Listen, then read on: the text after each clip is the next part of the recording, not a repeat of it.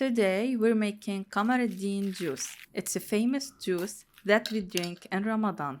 This juice is very easy to make at home. It's very delicious, especially when served with ice. Yalla, get the dried Qamar al-deen and let's make the juice together. First, get the dried Qamar al-deen sheet and cut it into smaller pieces. This procedure is to make it easier for us to soak the Qamar al-deen pieces into the water and to blend them later in the blender. Use a sharp knife because the pieces stick together a lot. So it's normal to feel it sticking together. Continue to cut it until you cut all the pieces like this. The color is beautiful. Now we want to soak them in hot water.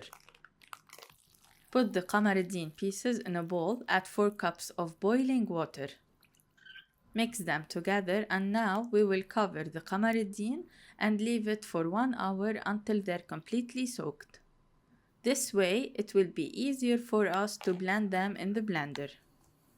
And this water used for soaking, we will use it later for the juice. So make sure it's suitable for drinking. Now after 1 hour the Qamar al-deen pieces are ready. You can easily feel it that they're tender and they're soft and ready for blending. Blend it very well until they're fully mixed and there is no lumps.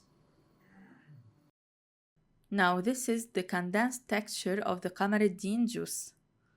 You can keep it like this in the fridge and then break it with water, or you can add water directly like me now.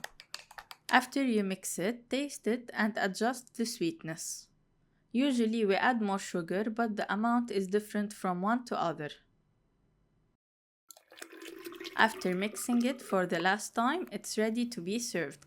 Add some ice to it and enjoy this cold drink. Now it's your turn. Tell me what's your favorite Ramadan drink. Try it and let me know your opinion. صحتين وهنا.